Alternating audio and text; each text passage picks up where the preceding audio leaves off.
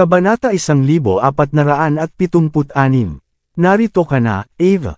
Isang lalaki sa isang puting kamiseta ang tumawa habang naglalakad siya at nakipag-shake hand sa kamay ni Ava. Matangkad siya at gwapo, may mukha na matalim bilang kutsilyo. Ang kanyang buong katawan ay natakpan sa mga marangyang item. Ang kanyang palso ay may relo na may pamagat ng isang tiket sa pagpasok ng bilyonaryo, na katulad kay Richard Mille. Dahil dito, ang kanyang aura ng isang master sa isang mayamang pamilya ay hindi kapani-paniwalang kilala. Lubhang nasisiyahan ako, Master Baker. Nakatagpo ako ng isang pulubi sa aking paglalakbay dito at nasayang ang kaunting oras. Nahihiya si Ava, ngunit kuminang pa rin siya. Nais niyang makita ang isang malaking laban na magsimula pagkatapos at doon. Patawarin mo ako sa aking kalokohan. Ito ang pinakadakilang karangalan para sa lahat na biyaya sa akin ang iyong presensya. Si Hugh ay sumabog sa kanya ng isang mainit na ngiti, at pagkatapos ay lumingon kay Cynthia. Ito ay dapat ang iyong junior na sinabi mo sa akin tungkol sa si Cynthia Zimmer. Ang newbie sa council ng estudyante, tama. Oo, siya iyon. Hindi lamang siya bago sa konseho ng mag-aaral. Siya rin ang beauty queen ngayong taon sa University of Southlight. Ipinakilala ni Ava habang nakangiti. Sinasabi na ang mga kalalakihan na hinahabol sa kanya ay maaaring pumila mula sa Buckwood hanggang sa Victoria Harbor. Junior Zimmer, kumusta? Tumango si Cynthia sa pagpigil, ngunit hindi niya inabot upang makipagkamay sa kay Hugh. Hinayla niya si Harvey at sinabi, hayaan akong ipakilala rin ang isang tao. Ito ang aking kasintahan, si Harvey York. Alam ni Cynthia na si Hugh ay nagbigay ng masamang hangarin sa kanya, na ang dahilan kung bakit ginamit niya si Harvey bilang isang scapegoat. Harvey York, kasintahan. Ang mga mata ni Hugh ay sumilaw, at ang kanyang tingin ay lumipat sa kay Ava. Pinakawala ni Ava ang isang mapanunuya na tawa. Master Baker, si Harvey ay isang live-in-in-law na manugang. Upang ilagay ito ng blanko, siya ay isang scapegoat lamang. Paano nga ba siya may karapatang makasama sa kay Cynthia? Lahat ay sumabog sa pagtawa sa mga salitang binigkas ni Ava. Walang sino man ang umasa na ang isang live-in na manugang na lalaki ay nang ahas na dumalo sa isang pagtitipon sa antas na ito. Ang ilang mga kaakit-akit na mga butterfly sa lipunan ay tiningnan si Harvey ng mga titig ng panghamak, na parang ibinaba ang kanyang presensya, ang mga pamantayan ng pagtitipon. Nakita ko, kawili-wili, tumingin si Hugh kay Harvey, at binigyan ng malabong ngiti si Harvey. Isang live-in na manugang na nang ahas na tumayo para sa sinuman. Iniisip mo bang e-save ang dalaga sa pagkabalisa? Magdudulot ka ng maraming problema. Kalmado at nakakolekta ang mukha ni Hugh, ngunit nagbabanta ang kanyang mga salita. Dumating siya mula sa San Francisco dahil ang kanyang kapatid ay may negosyo dito sa Buckwood. Ang paghahanap para sa isang reyna ng kagandahan ng paaralan upang paglaruan bago ang negosyo ay isang lohikal na bagay na dapat gawin. Ngayon na ang isang live-in na manugang ay narito upang sirain ang kanyang mga plano, galit na galit siya. Magkakaroon ng mga kahihinatnan. Mabilis na namagitan si Cynthia. Si Harvey talaga ang boyfriend ko. Lahat ay nanginginig ang kanilang mga ulo at tumawa sa kanyang mga salita. Alam ng lahat na si Cynthia ay nagmula sa isang kilalang pamilya kahit na sa unang tingin. Sa katunayan, hindi siya mukhang nagmula sa isang ordinaryong pamilya. Paano ang isang taong katulad niya ay kumuha ng live-in son-in-law bilang isang kasintahan? Kung nais niya ang isang scapegoat, makakahanap siya ng mas mahusay sa halip. Bakit niya iisipin na makakuha ng isang live-in son-in-law? Cynthia, itigil mo na ang kalokohan. Si Hugh ay tumawa ng magaan. Sa mga oras na tulad nito, paano ang isang pangit na tulad niya ay naglalagay ng isang daliri sa isang diyosa na katulad ng iyong sarili? Nang matapos na makipag-usap si Hugh, hinawakan agad ni Harvey ang kamay ni Cynthia at hinalikan siya sa kanyang noo. Parang ganun lang. Naiinggit ka ba? Diyos ko! Nang makita ni Hugh na hinalikan ni Harvey si Cynthia, sumabog siya sa galit. Isang hangarin na pagpatay ay lumabas sa kanyang mga mata. Sino si Hugh Baker? Siya ay walang iba kundi ang pangalawang master ng Bakers mula sa San Francisco. Ang pamilyang Baker ang nangungunang pamilya sa San Francisco. Malaki ang impluwensya nila kahit nasa Mordus sila. Ang kanyang kapatid na si Sam Baker, ay naaayon sa mga gusto ng 4 na Young Masters ng Walls Inc., ang 4 na Masters ng Hong Kong, at ang 6 na Prinsepe ng Mordo. Palaging kukunin ni Hugh ang mga babaeng gusto niya. Kahit na nangyari siya bilang isang tanyag na tao o isang sikat na internet, gusto niya itong makuha sa palad ng kanyang mga kamay. Hindi niya naisip na magdusa siya ng malaking pagkawala dahil kay Cynthia. Ang pinaka nakakainis na bagay sa kanya ay hindi pinansin ni Harvey ang kanyang mga babala at pinahiya siya doon at pagkatapos. Isang langgam lamang ang nang-ahas na hamunin siya, Hugh. Paanong walang ingat? Gaano kalaki? Galit na galit si Hugh. Magkakaroon ng mga kahihinatnan para dito. Si Ava at ang iba pang mga social butterflies ay kumukulo din sa galit. Alam nilang lahat na si Harvey ay isang scapegoat lamang, ngunit hindi nila inaasahan na siya ay walang kahihiyan. Para kay Ava, hindi niya ito iginagalang sa harap ng lahat na naruroon. Medyo nagyelo si Cynthia, di nagtagal, nasunog ang kanyang mukha sa maliwanag na pula. Ang intimate na kilos ni Harvey ay napuno ang kanyang puso ng kakaibang emosyon, at siya ay naging mahiyain. Natuwa siya, ngunit hindi niya dapat ilantad ito sa publiko. Ngayon, naniniwala ka ba na siya ang aking kasintahan? By the way, ang asawa ko talaga ang kapatid niya. Ngumiti si Harvey, patuloy na gumugulo sa karamihan. Kung ayaw mo pa rin sa akin maniwala, mapapatunayan ko ito sa iyo. Habang nagsasalita siya, niyakap niya ang payat na baywang ni Cynthia. Ang dalawa ay nakadikit sa bawat isa na mukhang napaka-intimate. Ang mga kilos ni Harvey ay lubos na nakagulat sa karamihan. Si Cynthia, sa kabilang banda, ay naramdaman na siya ay tungkol sa naging malabo. Ipinagpalagay ng karamihan na siya ay galit na galit, ngunit sa katotohanan, lubos siyang pinagpala. Kung ang lahat ay totoo, napakaganda. Isang kahihiyan na naintindihan ng lubos ni Cynthia na ginagawa lamang ito ng kanyang bayaw upang maprotektahan siya, at hindi niya ito sinasamantala. Ikaw ay talagang mapagmataas, binata. Isang kalbo na binata ang humakbang patungo kay Harvey at sinukat si Harvey na naiinis, mukhang mabangis. Nakikipagkumpetensya ka laban kay Master Baker para sa isang babae. Hindi ka ba natatakot na baka mabangga ka ng kotse mamaya at mamatay? Bukod, si Miss Zimmer ay kaakit-akit na batang babae. Sa palagay mo ba ay nagkakahalaga ka ng kanyang oras? Walang kaparirikan. Sa paraang nakikita ko, dapat mo ring ipadala ang iyong asawa dito. Kung gagawin mo iyon at pinasaya si Master Baker, maaari ka ring gantimpalaan ka at hayaan kang makatakas sa iyong hindi magandang pamumuhay. Ngunit sinusubukan mo pa ring pakainin ang dalawang babae. Ano ang iniisip mo? Lahat ng iba ay sumabog na tumatawa. Ang taong kalbo na ito ay ganap na tama. Hindi lamang ang isang live-in na manugang na tulad ni Harvey ay kailangang ibenta ang kanyang kapatid na babae-in-law, ngunit kailangan din niyang ibenta ang kanyang sariling asawa. Paano ang isang lalaking katulad niya ay may karapatang protektahan ang Diyosa na isang babae kung hindi man? Gayunpaman, ngumiti si Harvey nang hindi nagbibigay ng tuwid na sagot. Aling mata ang ginamit mo upang makita ako sa isang hindi magandang pamumuhay? Kahit gaano ako kaina, mayroon pa akong pera upang pakainin ang dalawang babae. Itinaas ni Ava ang kanyang ulo. Isang live-in son-in-law na nagsasabi ng ganito, hindi ka ba nahihiya?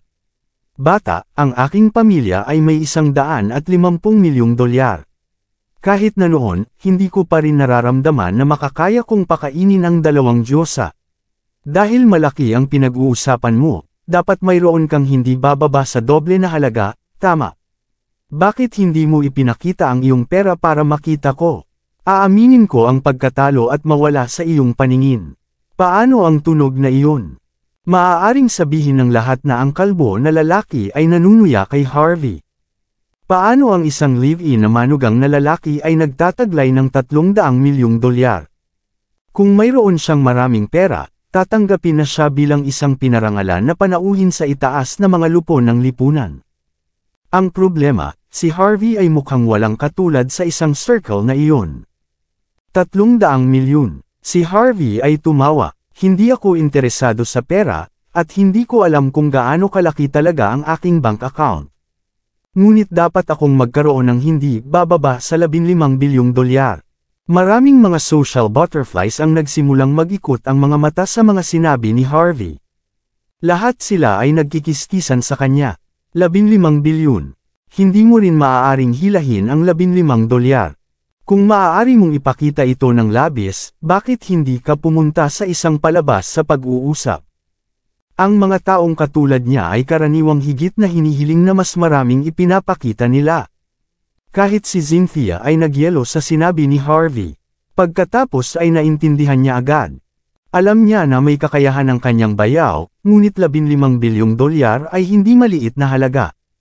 Palagi niyang ipinapalagay na maaaring magkaroon ng ilang daang milyong dolyar si Harvey, ngunit ang pagkakaiba sa pagitan nito at 15 bilyong dolyar ay hindi lamang ilang mga zero.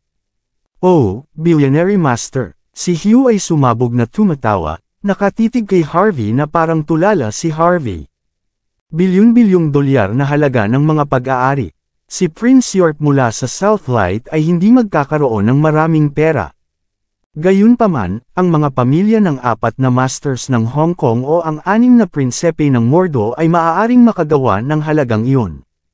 Kahit na noon, ang mga prinsipe at masters lamang ay maaaring hindi magkaroon ng napakaraming pera. Kung maraming pera ang ginawa ni Harvey, kalimutan ng Buckwood, magagawa niya ang nalulugod sa Walls Inc. Billionaire master, tayo. Ang kalbo na lalaki ay nagkunwari na nabigla. Pagkatapos ay lumakad hanggang sa kay Harvey at yumuko ng magalang. Hindi ako nakalimot sa kung sino ka dati. Mangyaring tretuhin mo ako ng maayos sa hinaharap. Mahinahon na sumagot si Harvey, hindi ko nais na tretuhin ka ng anumang bagay sa hinaharap. Hindi natin kilala ang bawat isa. Halos hindi mapigilan ng karamihan ang kanilang pagtawa nang makita nila si Harvey na nagpapanggap pa ring mayaman. Ang live-in son-in-law na ito ay tulad ng isang taong mapagbiro. Talagang siniseryoso niya ang papuri. Hindi niya alam kung gaano ito kaiyahiya. Si Hugh pagkatapos ay umuusok na namagitan, sapat na, Tristan. Lahat, tumahimik at matuto.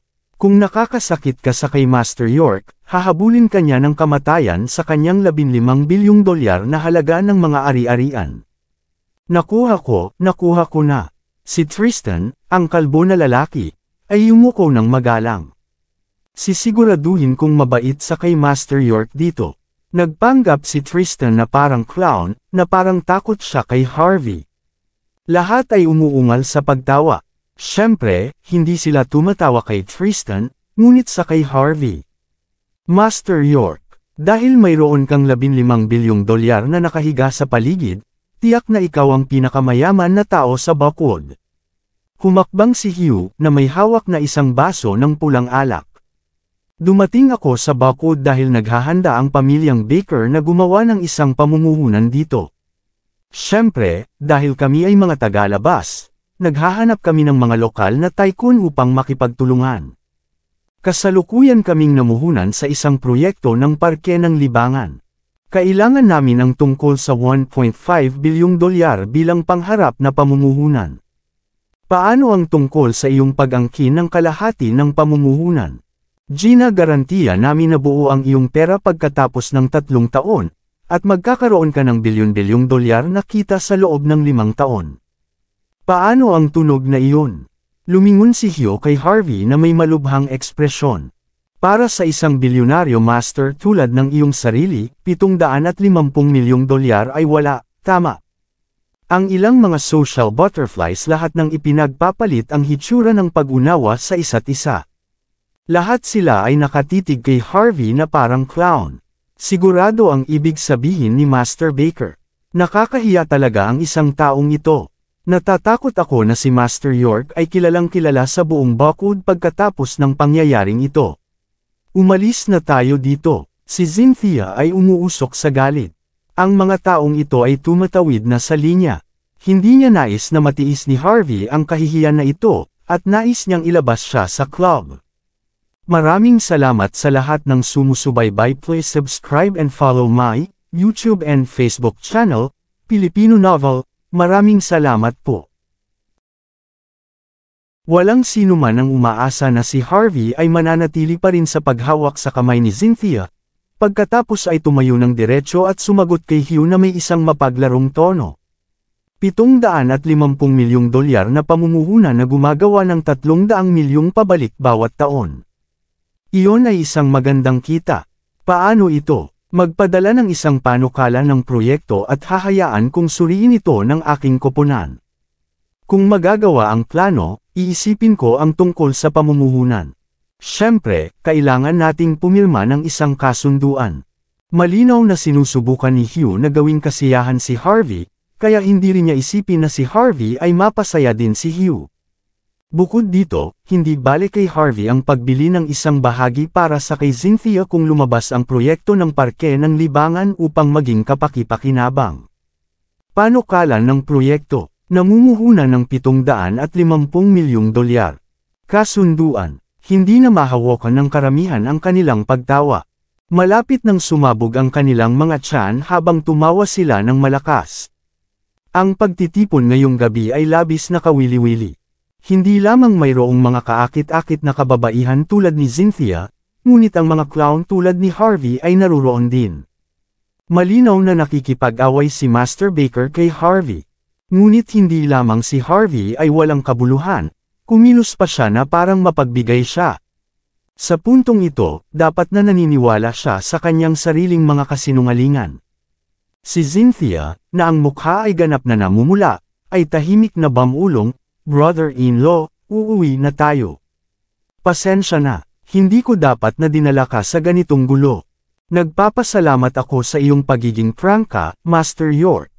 Paano ito, hahayaan ko ang isang tao na magpadala ng proposal bukas. Dapat ibigay mo sa akin ang iyong address. Pupunta ako sa aking sarili." Tinapunan ni Hugh si Harvey ng isang makasalanang ngiti. Hindi niya maiwasang lumingon sa karamihan at ipahayag, "Magmadali. Halika at batiin ang aming billionaire na si Master York. Makikinabang tayong lahat mula sa suporta ni Master York sa hinaharap. Master York, mayroon din akong proyekto dito. Bakit hindi mo tingnan? Sabihin mo, Master York. Tila isang party ng pamumuhunan pagkatapos ng ilang araw, dadalo ka ba?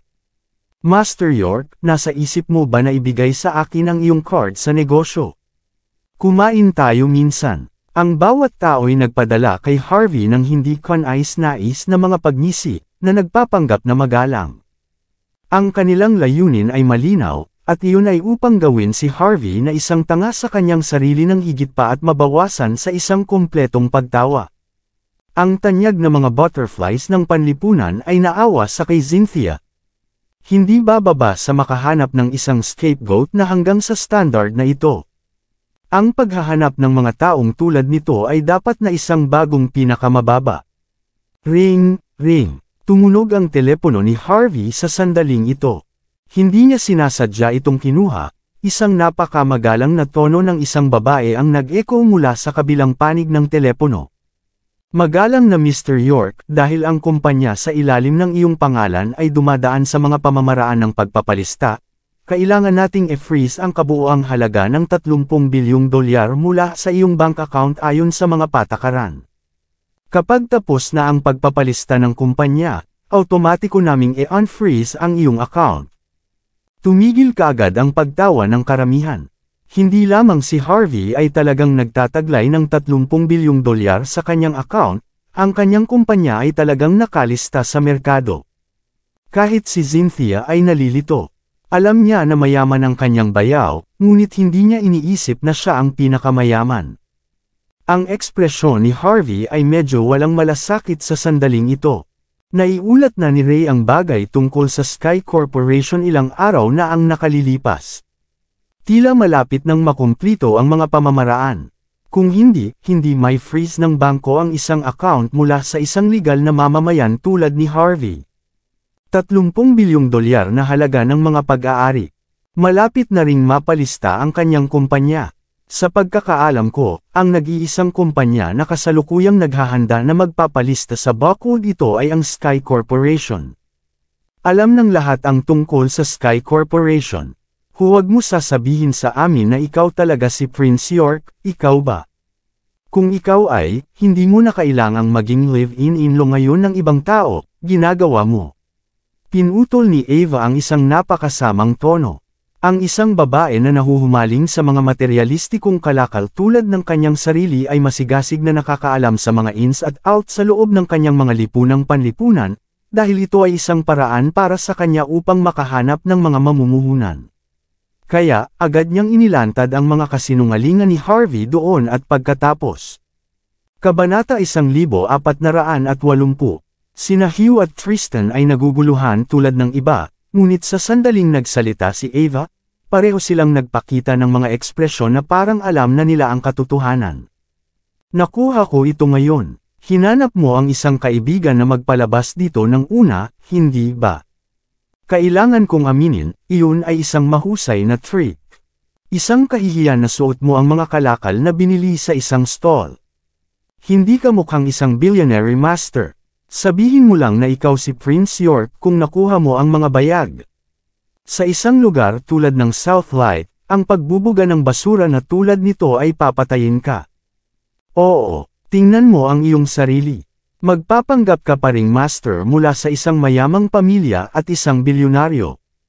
Alam mo ba kung gaano karaming mga zero ang nasa 1 bilyon? Ginamo ka ni na Master Baker at Master Tristan tulad ng isang tulala. Sa palagay mo ba talaga na hotshot ka? Ang mga tagasunod ni Hugh ay tumalon sa galit, itinuro si Harvey habang kinukutya nila siya ng walang tigil. Napaniwala sila sa mga trick ng mahirap na tanga na ito. Tiningnan ni Harvey ang nababalisa na karamihan ng tao na may malaking interes. Hindi kita papayagan na makipag-usap sa aking brother-in-law na tulad nito. Hindi siya nagsisinungaling. Mayroon siyang 30 bilyong dolyar sa kanyang bank account. Siya ay si Prince York mula sa Sky Corporation. Hindi na makaya ni Cynthia na makita ang kanyang brother-in-law na napahiya pa. Dahil dito, hindi niya maiwasang magsalita. Gayunpaman, pinatahimik ng kanyang mga salita ang karamihan sa pagtawa. Prince York mula sa Sky Corporation. Hindi na kailangang maging masayang maingay dito. Sige, lahat, sa pinakadulo, ipakita natin sa kay Cynthia ang ilang paggalang. Dahil sinabi niya na siya mismo si Prince York, ituring lang natin siya. Natakot na si Cynthia ay magalit at umalis, tiningnan ni Ava sa isang maingat na pagtingin si Hugh at ang natitira. Hindi pa kumakain si Cynthia. Tumungo tayo sa loob. Magkwentuhan tayo habang kumakain tayo. Sinulyapan ni Hugh si Ava bago sumagot ng magalang, lahat, binili ko na ang buong kwarto para sa gabi. Mag-order ng anumang nais nyo. Hindi na kailangang maging magalang. Ang mga social butterflies ay nagsimulang magsaya. Mabilis na kinaladkad ni Ava si Cynthia upang umupo sa front row. Ngumiti si Hugh at naglakad din, habang si Tristan ay kalahating hakbang sa likuran niya. Nang malayo na si Cynthia, malamig siya na lumingon kay Harvey. Harvey York, babalaan kita. Ang babaeng iyon si Master Baker ay interesado sa kanya. Wala akong pakialam kung ikaw ay kanyang bayaw o kasintahan. Kailangan mong umalis sa aking paningin ngayon. Kung umalis ka ngayon, maaari akong magpasya para sa kay Master Baker at magpanggap na walang nangyari. Hindi mo na kailangang ipadala ang iyong asawa, alinman. Kung ayaw mo, ang mga bagay ay tataas hanggang sa kung saan kailangan mong ipadala ang iyong asawa upang mapalugdan si Master Baker. Malalaman mo ang kamatayan sa lalong madaling panahon kapag nangyari iyon. Ngumiti si Harvey, ngunit hindi nagbigay ng tuwid na sagot. Ano, ikaw ba ang aking guro ngayon? Bibigyan mo ba ako ng mas maraming mga aralin sa buhay? Nararapat ka ba? Ikaw, sinulyapan ni Tristan si Harvey. Harvey York. Hindi ako taga Buckwood, ngunit mayroon din akong mga koneksyon dito. Malapit akong kamag-anak ng pamilyang Quinlan mula sa Georgia. Si Carl ang pinsan kong buo. Kung nais niya na mawala ang iyong braso o binti, madali para sa kanya na ayusin iyon sa Buckwood. Kinuha ni Tristan ang pagkakataon na bantaan si Harvey. Carl, pamangkin ni Kyle. Si Harvey ay tumawa, at madaling sumagot, "Alright, ngayon. Sabihin sa kanya na pumunta dito at sirain ang aking mga paa o kung anuman. Kung mayroon siyang mga bayag, iyon ay." Nagyelo si Tristan sa mga sinabi ni Harvey. "Pinag-uusapan ko dito si Carl. Si Carl ng pamilyang Quinlan, mula sa Georgia. Alam mo rin ba kung ano ang mula sa pamilyang Quinlan?" Sinubukan ni Tristan na paalalahanan si Harvey. Iyon ang isa sa nangungunang 10 pamilya sa country age. Mga nilalang na kailangan mong lumuhod.